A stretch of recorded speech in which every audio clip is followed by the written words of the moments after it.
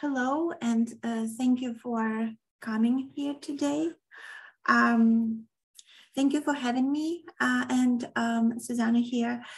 Special thanks to Victor for organizing Environmental History Month and taking on all this labor and for accepting our application.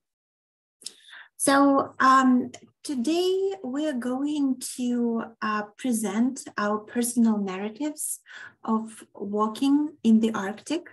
It's a little bit of an experiment for both of us, for Susana and me as well. So yes, and at the end, we hope to have some questions and discussion. So I'm going to start with my presentation. I will try to share my screen with you. Can you see my screen? Yes? Okay. Yes. Great. Yes. Okay. All right. So in my presentation, I will briefly introduce my research premises just to frame my work in the Arctic. Then I will present a narrative of one of my walks in the northern landscape. And then I will try to introduce some theoretical ideas about walking as a research method in anthropology. So once again, I work in the discipline of sociocultural anthropology, and I am a PhD candidate at Yale University. My research begins with the premises that first, light is central to understandings of the Arctic as a region, and second, the Arctic provides unique settings for studying human relations with light.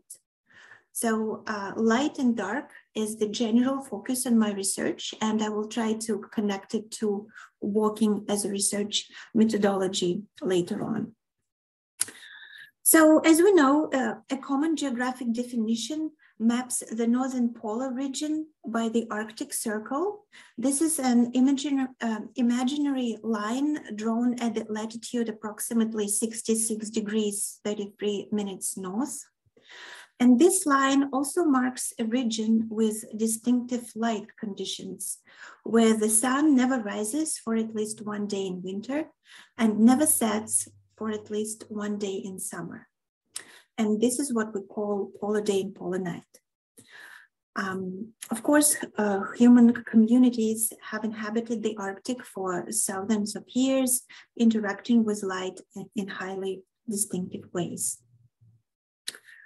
Hence, seasonal changes in lighting conditions, the northern environment challenges common imaginaries of the day as bright and the night as dark.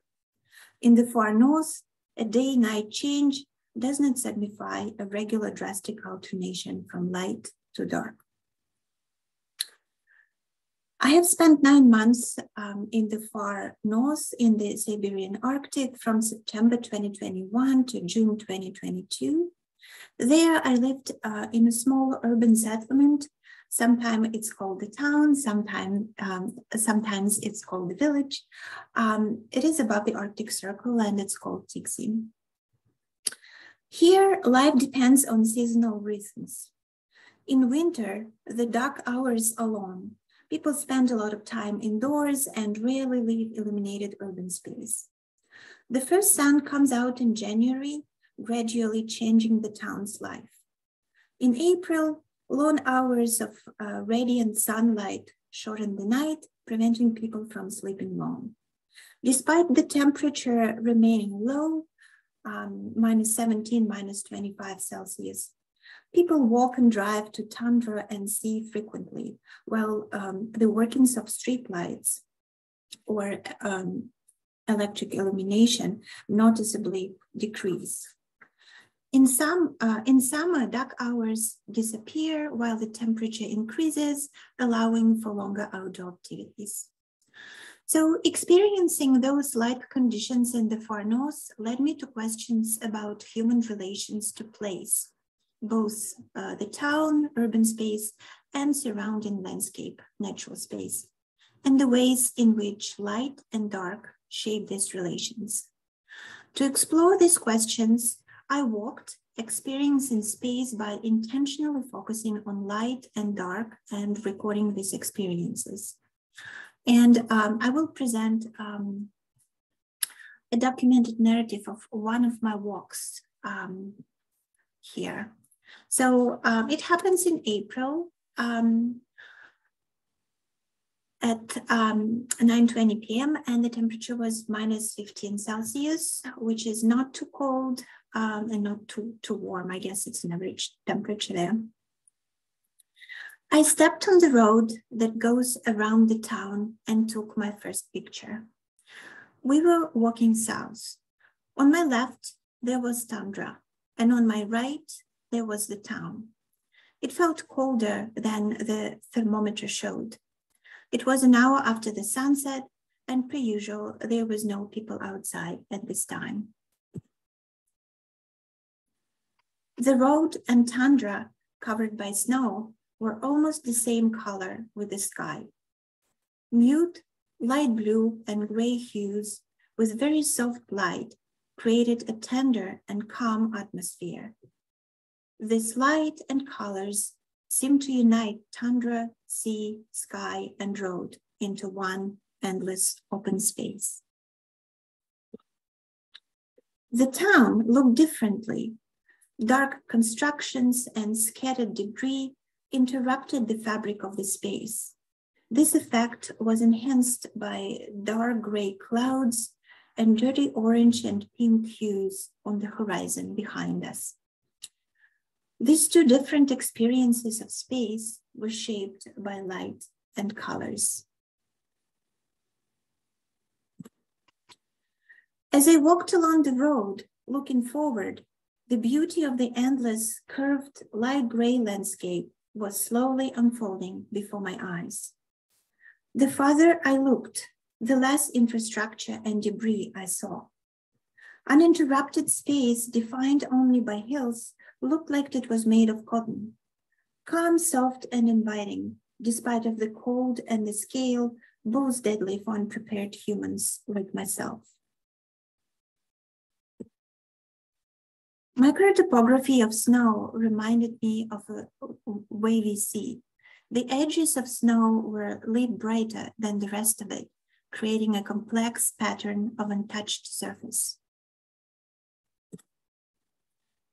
The town had some street lights on, as well as lights in the windows at residential apartment buildings. It was getting darker. The road turned to the northwest, and I started to move toward the sunset sky. The street lights far away were coming closer. There was a definite moment when I stepped into the area of the road illuminated by street lights. It changed the atmosphere dramatically. The endless white landscape disappeared, together with a feeling of grandiose but calm beauty.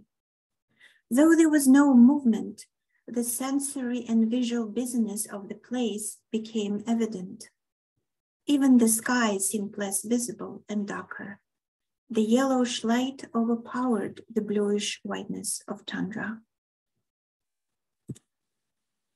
On my right, I observed the town in bluish shadow with bright yellowish and purple dots of windows. Some asphalt of the road began to appear on the snow, adding dark colors to the already untidy place. The road stopped being a borderline between the urban and natural spaces as it curved inside the town. On my left now, there was a bay. A very bright line of streetlights illuminated the seafront. The bay was filled with debris of abandoned piers and ships, which was different from the almost pristine tundra I saw earlier. Here, the town spilled itself into the sea more noticeably than in tundra.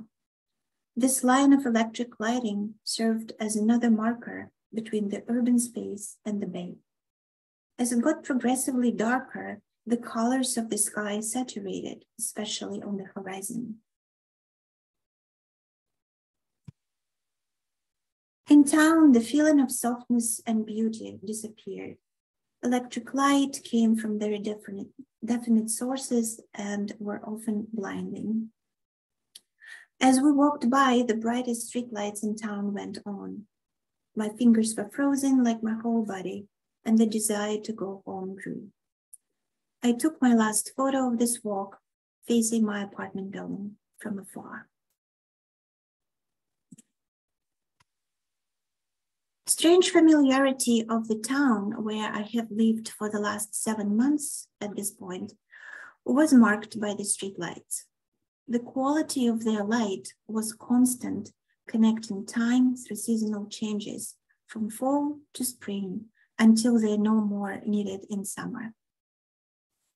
The streetlights were constant markers of the urban space, pushing out natural light and natural space, erasing the sky and tundra. I was blinded by them if I tried to look directly at them.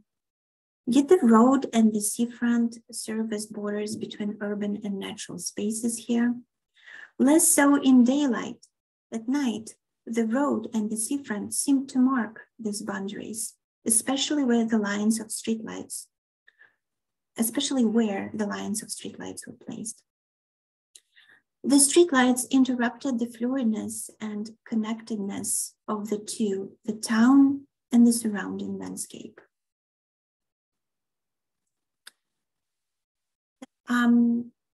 Now I would like to talk about walking, and I will briefly introduce some theoretical ideas about walking, and then probably during our discussion, we could talk about walking in the Arctic landscape more. So in the recent scholarship, walking is regarded as a research methodology, including in sociocultural anthropology. For example, Ingrid and Lee Vergunst, in the introduction to their edited volume, Ways of Walking, Ethnography and Practice on Food, write that walking is social, and thus careful ethnographic analysis of walking can help us to rethink what being social actually means. Other scholars introduce various aspects of walking as social activity. For example, Sarah Pink, in her book, Doing Sensory Ethnography, explores walking as a method of sensory ethnographic research and highlights walking with others specifically. She also says that it has been used even before the literature on walking anthropology developed. She writes, the idea that walking with others, sharing their step, style, and rhythm creates an affinity, empathy, or sense of belonging with them has long since been acknowledged by ethnographers. Also, walking is written about as a form of place making. Also, Ingold and Lee Vergunst write about walking routes as a form of placemaking. Seeing walking as a placemaking brings to the fore the idea that places are made through people's embodied and multisensorial participation in their environments. And actually, Pink here comments on that this approach opens up the possibility of seeing walking with others as a sensory ethnography method. In this regard, it is interesting to think about walking in connection with knowledge-making practices and processes and human relations to the place. For example, Alice Legat, writing about the Indigenous peoples of Northwest Canada, connects storytelling and walking. And here, walking becomes a medium through which oral stories passed from generation to generation translate into personal knowledge through walking. For Indigenous walkers, following the footprints left by their predecessors means to walk a story. By walking the place, individuals here both take something from the place with them, but also leave a bit of themselves in the place, right? So within different contexts, including in the context of walking in the Arctic, it is very interesting and important to think about the notion of footprint. Of course, the footprint that we leave in the environment when we walk in the Arctic, but also the footprint that the place imprints on us, the walkers, in the form of sensorial and experiential knowledge. And the last scholar I will introduce here is Tim Adamser. He's a British cultural geographer who writes a lot about walking in various landscapes. And I also share his focus on light and dark as one of the sort of mediums that helps us to think about our experience of the environment. He wrote quite a bit about walking with light or in the dark. In his work, he pays close attention to atmosphere and light conditions of the places he walked in. And his autoethnographies show that how the attention to sensory experience that the practice of walking allows to focus on can help us understand human experiences and human relationships with the environment. For instance, considering how to express the experience of walking outdoors in the dark, he introduces the metaphor of flow. For example, here, Adamser describes his experience of walking. We became detached and attached to points in the landscape, sometimes lost our bearings, focused on finding the way, became absorbed in the atmosphere, tuned into sounds, sights, and smells, tried to make things out, and were occasionally subsumed by a powerful impression, such as the owl shrieking and the uncanny lights. So this quote addresses the messiness and complexity of the experiential knowledge-making process by walking.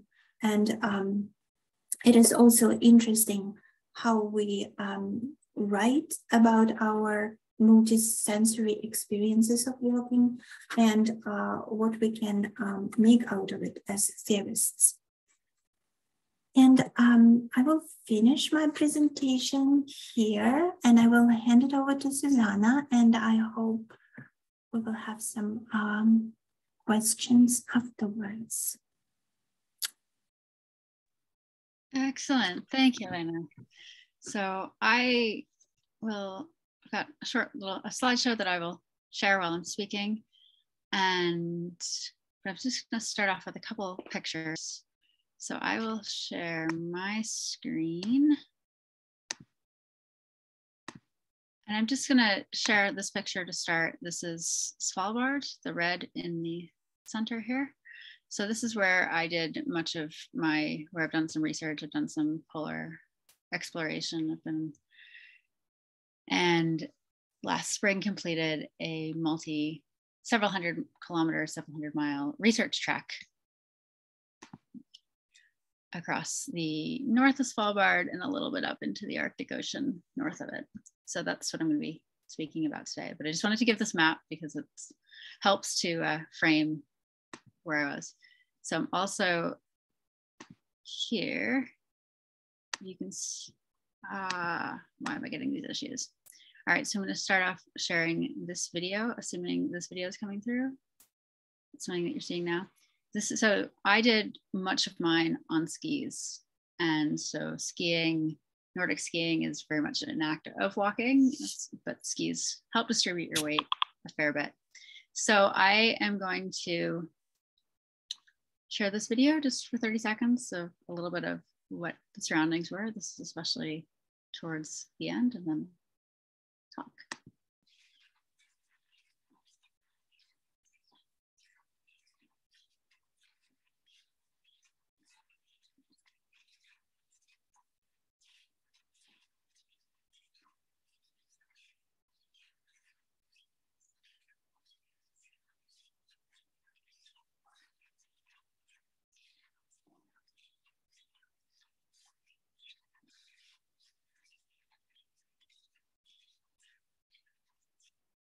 So this was a video I took crossing the sea ice. This is just off of Svalbard. So that was that landmass that you saw there. And we ended up actually having to get rescued from the ice here because we were sinking too much into the ice as it was melting too quickly. So I'm going to speak about that in a moment, but I'm going to now switch over to slide deck and have some photos. Check. All right, so I'm going to build a lot on what Elena's talked about, theory. She and I have a very, I guess, unique, maybe shared interest in the experience of walking. And I'll talk a little bit about where that came from for me. But I think as an anthropologist, that really underlined a lot of what I was doing when I was on this expedition. So last April, I was dropped off suddenly in the middle of nowhere. I knew it was coming. It wasn't sudden in that sense, but I had taken the snowmobile several hundred miles north of the city, or the city of 1,500 people in Svalbard.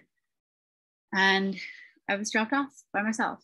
I wasn't technically alone. I was with 5 men, and that created its own dynamic. But apart from that, it was very much me. And I didn't know everyone with whom I was. We had a relation where we were talking a little bit, but not talking about a lot of other things. So I felt very alone throughout a lot of this. And I also felt, due to some of their comments that they had made, that I had a lot to prove while I was there, not just as a team member, but also being the only female team member. You know, they had seen me initially as somebody who was a lot weaker. They saw me as somebody who might struggle with keeping up.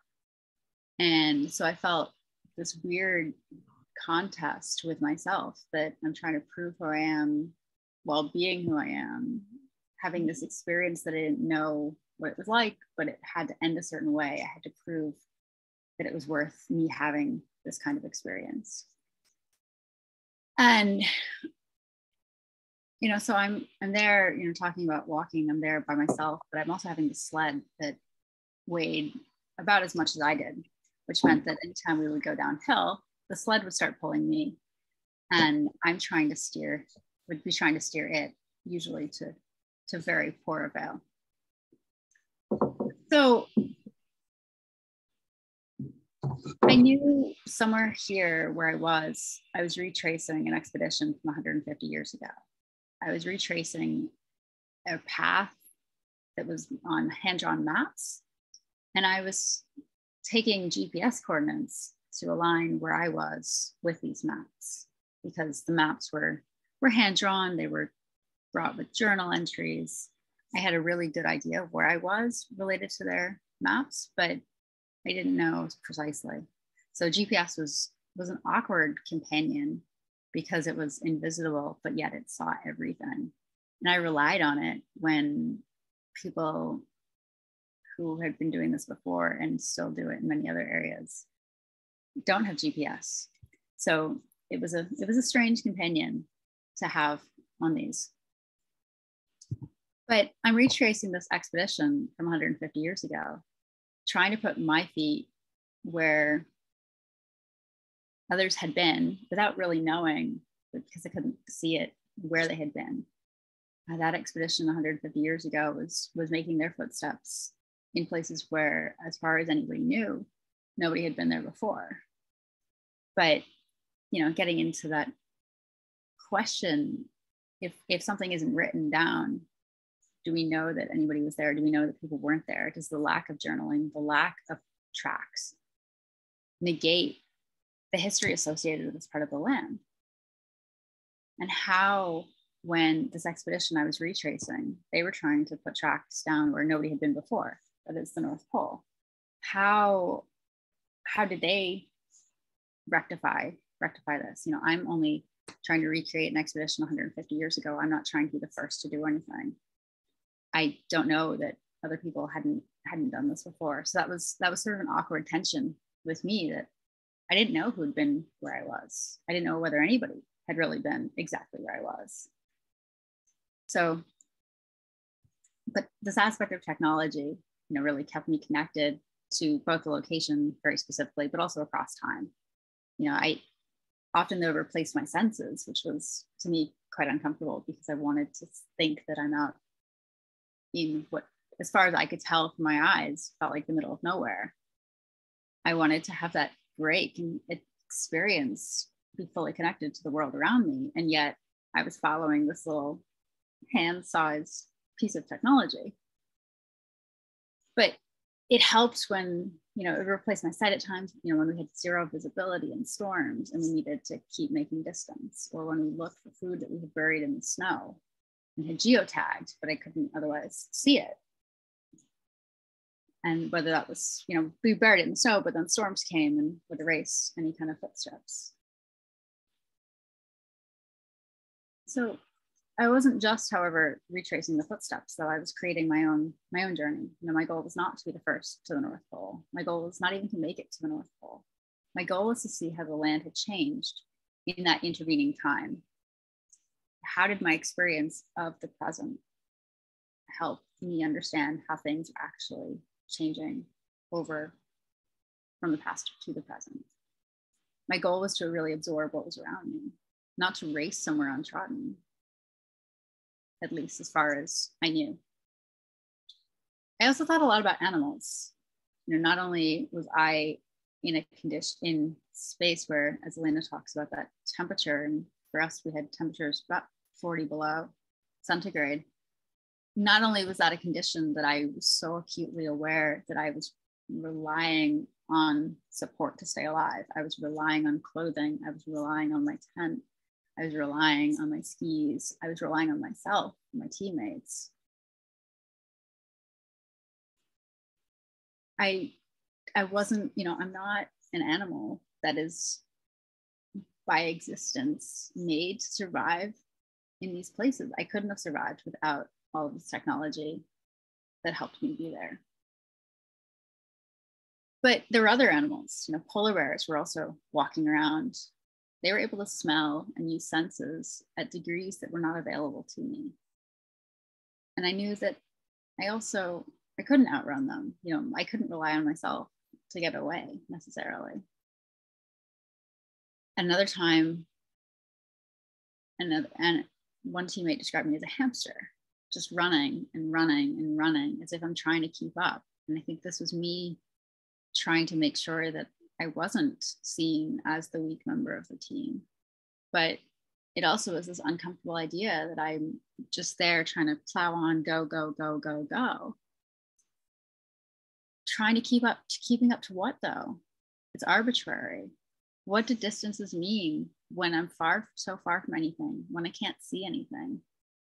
And much like a hamster running on one of those little wheels, I'm running quickly, but to where? Yet I was judging myself and my success of this expedition by, again, that piece of electronics that kept track of exactly where I was. It knew where I was at any time, and it sent messages telling other people where I was. Lurking white bears and judging distances in storms, despite 24 hours of daylight throughout this entire expedition, there was a lot that I couldn't see.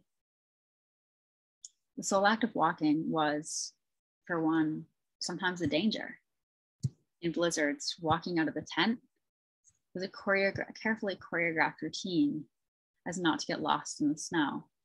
Footsteps would quickly be covered, and they were no good for retracing. I couldn't know sometimes where I had been 30 seconds earlier. If I lost sight of the tent, which sometimes would only be a meter or two away, I would freeze and I'd not survive. Walking covered other dangers too. For example, there was the constant fear of stepping into a crevasse, which is a deep, sort of a life-sucking gorge into the ice. It's covered by these snow bridges that in the winter can be fairly thick, but in the spring, when I was there, they start to thaw. And they'll cave in, and you can, by skiing or walking over them, you can actually fall through the ice. So this was a concern, in which found that as the spring came on and the temperatures rose, we actually needed to move faster. We needed to cover more distance, even though distance didn't mean anything. But it was because of the increased melt, the increased of mullions and crevasses that we could fall into. And here, I was also no longer moving as an independent person, but I was roped in with groups. Our team would divide it into two, and we had 3 people in a line, roped together. And this meant that I also couldn't get out of the tracks of the person in front of me. I had to stay right in the track we were following very succinctly. And it almost felt like we were being guided, even though we were forging our own paths. So apart from being dropped off in, again, what felt like the middle of nowhere to me at the beginning, my first visceral experience came when I was handed a rifle to shoot a fake made of snow polar bear. I had to demonstrate my proficiency with the gun to continue with the team. Suddenly, all the training I had done didn't really seem to matter. I became nauseous, lightheaded, and I couldn't stand up. The trigger felt heavier and more resistant to my fingers' pull. I fired my shots quickly and retreated into my tent. My stomach was upset, I was dizzy, and I suddenly was very, very, very cold. I had never shot at anything other than paper boards before, and I'd certainly never shot anything with the intention to kill. Although my bear here was just an oversized block of snow, I can no longer tell what felt real and what didn't. The aspect of what one's mind goes through during extended periods was, for me, really, really interesting and awakening. You know, I thought initially I'd be alone with my thoughts. I had spoke with other people who've done something like this, and they spoke about having books on tape, and I didn't want that, but I hadn't realized the games that my mind would start playing with me. And I think that's so much of not being able to rely on eyesight as much, relying a lot, even though there was so much daylight, but everything was just white, and we'd have so many just white out days, relying on hearing and then questioning whether that crunch of the snow was a bear, whether that crunch of the snow was a wind, whatever it may be. So that nausea from the firing the rifles left after several days, as I became more accustomed to having a rifle companion slung over my shoulder while out on the trek, lying next to me when I slept in the tent. Yet this full body experience followed me throughout the entire time. As a climate researcher, I'd spent time on receiving glaciers. I'd written essays published in journals, and I'd spoken in front of millions of people about what I knew. But now, however, it was about what I was feeling, what I felt. Now I faced not having a time for a photograph because I risked getting caught in a glacial outburst flood, making sure that I was skiing perpendicular to the crevasses, calling for rescue when the sea ice melted too quickly. At one point, realizing I was making small fires to melt snow for water, realizing that I was directly melting the Arctic, that for my own substance, the Arctic that I was there to research, study, and preserve. What does it mean, and what does it mean to be a climate researcher on the front lines? You know, knowledge making isn't just about that intellectual power, but it's about that experience, that feeling, something that cannot be concretely reconstructed into nuggets of information to be memorized and regurgitated for an exam. Researcher presence has always had a role in understanding perspectives and biases. But what is it when the presence itself becomes a source? And I'll leave just with the final thought that I first really became interested in walking as a form of body knowledge when reading famous book, Marcel Maus's Techniques of the Body, in which he sees walking and other activities as specific to determinate societies. Look at how marching, how wearing shoes, listening to music, being familiar with the cinema, how these all affect our gait. Sorry, this final slide there. How these all affect our gait. And so with that, I'm going to stop sharing and hold it there. And if there are any questions, we'd love to entertain some questions. Otherwise, Elena and I have a couple for each other. So thank you very much.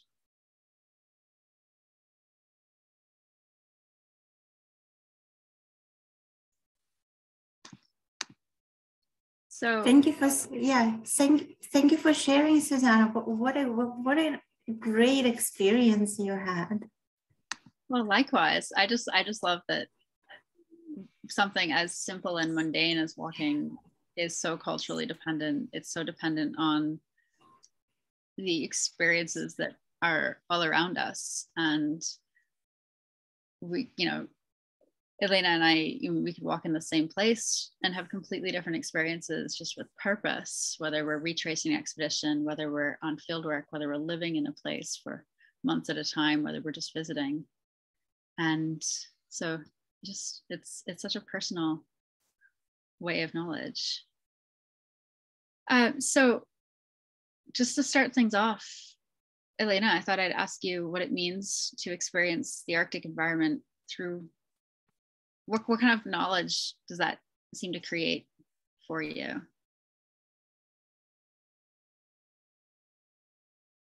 Yeah, it's an important question to reflect upon, and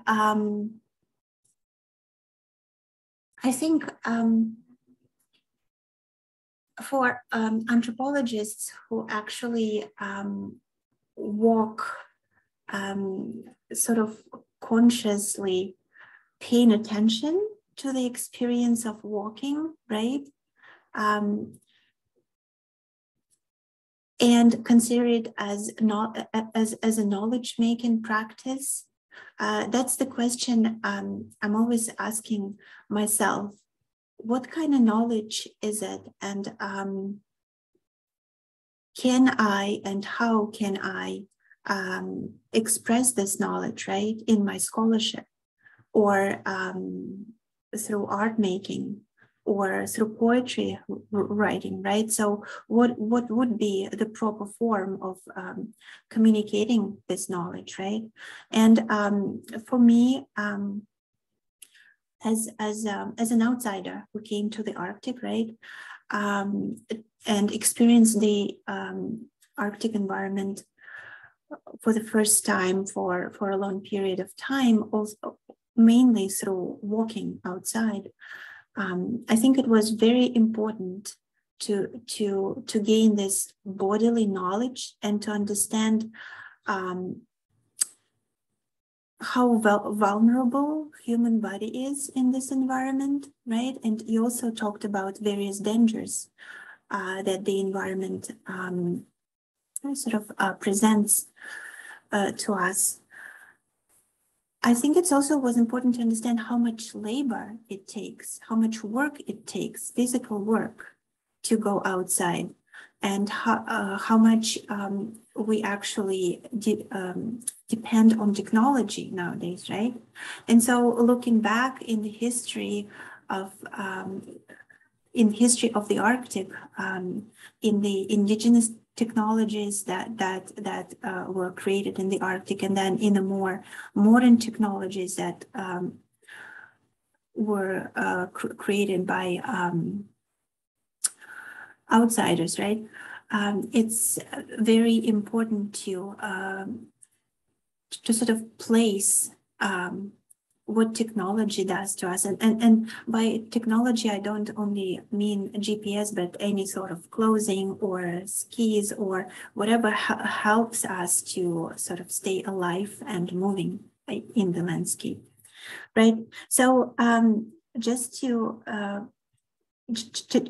final thought, after experiencing the Arctic environment and having all these personal experiences, I'm thinking it is so important for people who work in the Arctic to actually experience it with their own bodies, right? It gives you this understanding that is not always expressed in writing or scholarship, but it gives you this fundamental understanding of why things happen certain way in the Arctic and why the infrastructure works in certain way in the Arctic, right? And even probably gives you some entry to understand the stories, the indigenous literature, and all other art that is made in the Arctic or about the Arctic. And I have also a question to Susana. Like, I'm also thinking about the form of expression, right? Writing in a more poetic way, maybe, or in a more creative way about those experiences. And as a climate researcher and as a writer yourself, right? I wonder your thoughts about it. How do we communicate this knowledge? Because I felt that showing visuals, right, was necessary, right? So writing itself was not enough for me. The question is how we incorporate this knowledge also in our academic writing, right, which has its own limitations in some ways. Yeah, excellent. Good question, Elena. And I see it's very similar to what Emma has just put in the chat, which is when you were walking or skiing, were you taking notes? Did you take notes afterward? Curious about process of recording sensations and the feelings you've had. So yes, to everything that Emma, your question has, and Elena, you just said.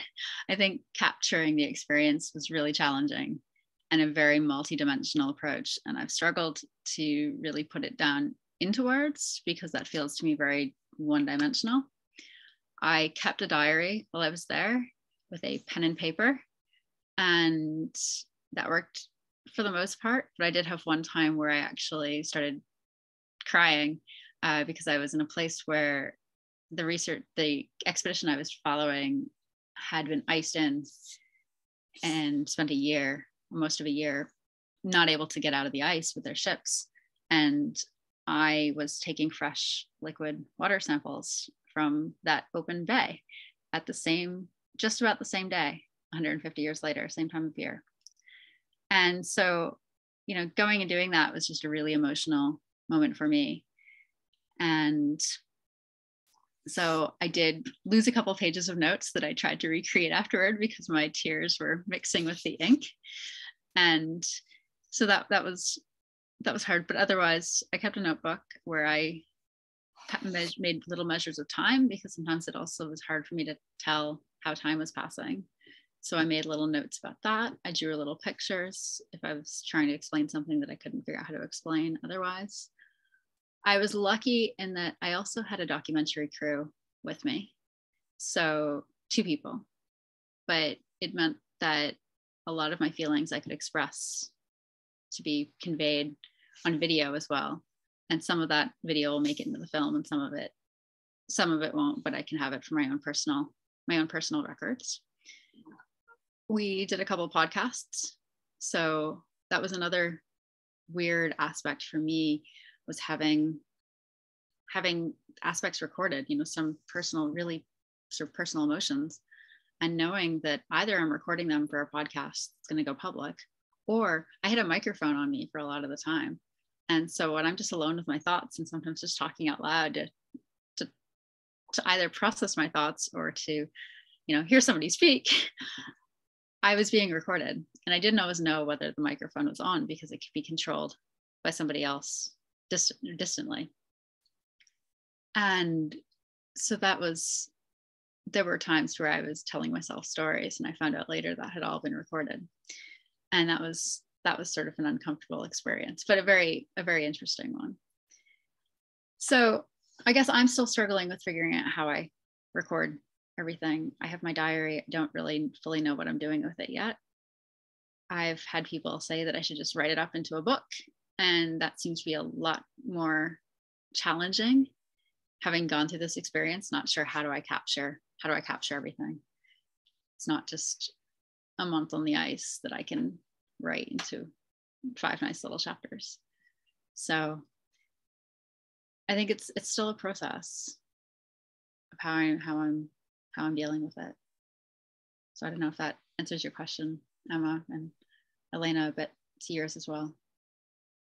Yeah, my experience was a little different because, you know, I lived in the apartment building, right? So I would go outside for a few hours, sometimes for the whole day, and then come back, or at night, and then come back. So I had this opportunity to come back to a sort of a warm place, sit down and write down my notes the same day or the day after.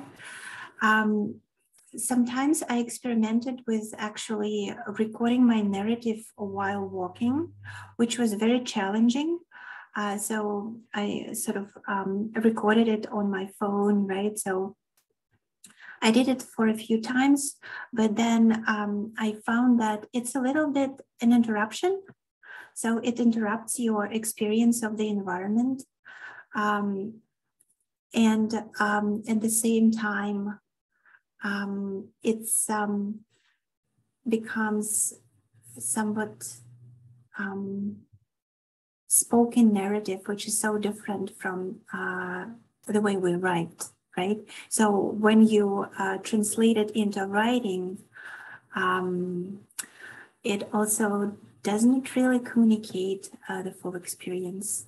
So I did that, and also thinking about visuals or taking pictures in the Arctic environment, right? There's so much time.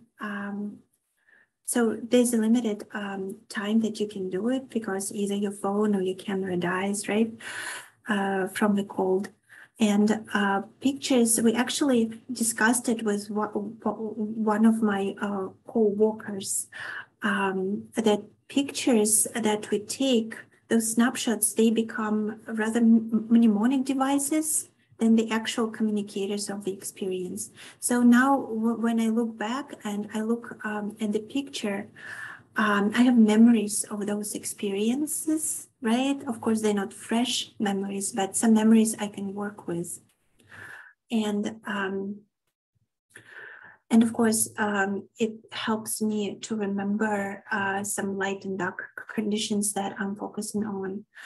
At the same time, when I look back at those pictures, sometimes I see something on them that I haven't paid attention to while walking, because when you walk, your senses are sort of very busy, and they are you pay attention to how you walk, right, to stay safe, where you're walking, etc. So but when you later look at the pictures, you can analyze more, let's say, light and dark patterns, or see something you haven't seen.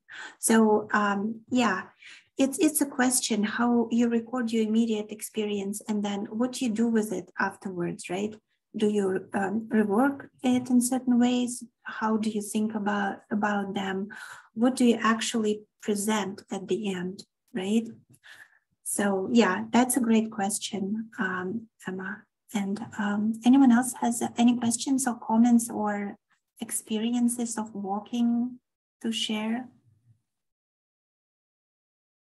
Okay, I've got a question from Victor. I wonder where there are moments where you felt occupied by or happy about or disrupted by your breathing. Such as unique, challenging situations. I find breathing a very important part of walking experience, even my regular habitat. And sometimes I struggle how to breathe well or correctly in challenging or stressful situations. Absolutely. I think breathing was something that came in as a very visceral response to me. You know, when I was shooting a rifle, for example, I was very hyper aware of what my breathing was doing and trying to control my breathing as a way to control my body. And really focusing, especially on times when I got nervous, you know, when we were in areas of high polar bears where we couldn't see anything around us, but knowing they could tell where we were, controlling my breathing was my go-to, relaxing myself or trying to center myself. It was also really helpful for me when I was struggling, especially towards the beginning of struggling with exhaustion, struggling with how do I measure distance when I know where I'm going? I can't see where I'm going, but it's going to be a couple 100 kilometers. How do I know that I'm making progress?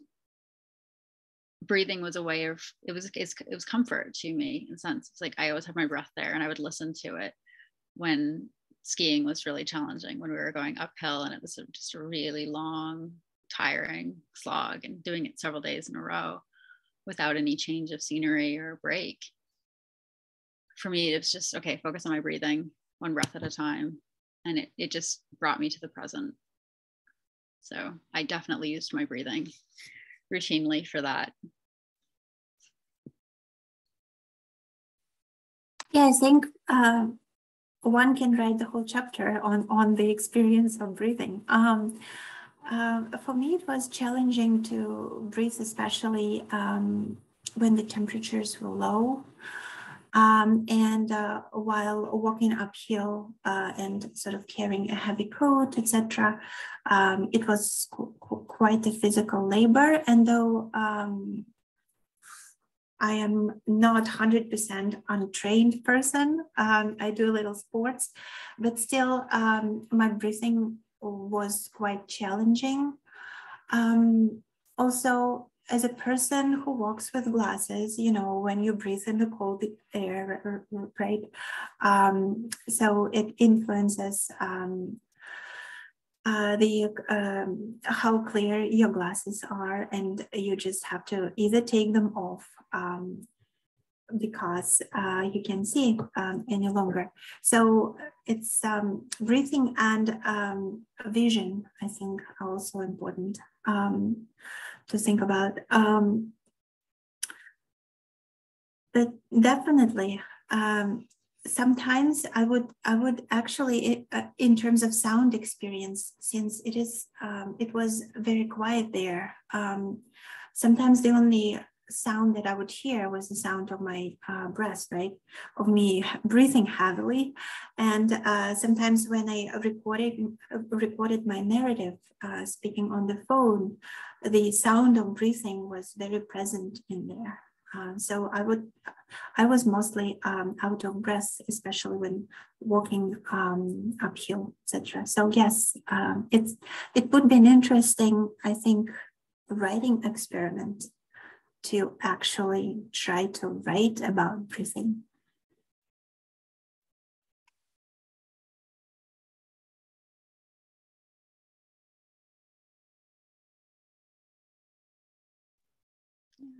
I think the other thing I found comforting with breathing is that it was sort of always there, whereas other senses were not. So I mentioned earlier how I couldn't always see with the conditions. And Elena, you talk about wearing glasses. I was having similar issues with those. I also was having sunglasses that block out all but maybe 1 or 2% of the light. So very, very dark and full coverage. But sometimes they would ice up on the inside and I couldn't see out of them. And I was literally just wearing them to keep ice coming in from my face and keep some slight warmth. But I couldn't see out of them. And it was just trying to feel the tracks if somebody was skiing ahead of me, to try to stay in their tracks, or listening to the sounds of their breathing, listening to the sounds of my breathing. It was sort of the one thing I could count on. So it was a good companion. So we're at the top of the hour, and that's the time we had allotted, but thank you all. Thank you, Victor, for the invitation to be here, for Elena, for your work, and for... Thank you, Susana, and thank you everybody for coming and for listening to our Walking Narratives, and thank you, Victor, for organizing this wonderful Environmental History Month.